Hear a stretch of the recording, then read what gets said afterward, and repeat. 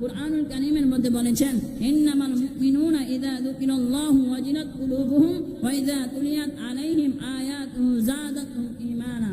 মুমিনওয়ালাগণের বৈশিষ্ট্য হলো, মুমিনওয়ালাগণের বৈশিষ্ট্য হলো তারা সর্বদা আল্লাহ তাআলাকে ভয় করবে। কাকে ভয় করবে?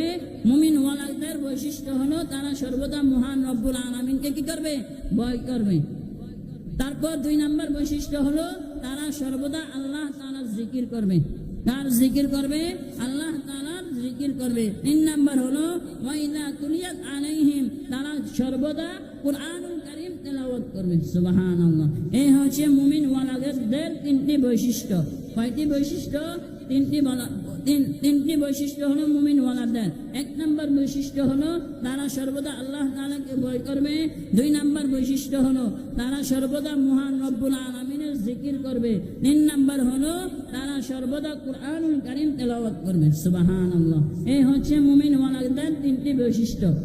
এই 3টি বৈশিষ্ট্য যার মধ্যে থাকবে সে হচ্ছে আসল মুমিন। সুবহানাল্লাহ। আমার আপনার মধ্যে যদি এই 3টি বৈশিষ্ট্য থাকে তাহলে আমি আপনি হচ্ছে মুমিন।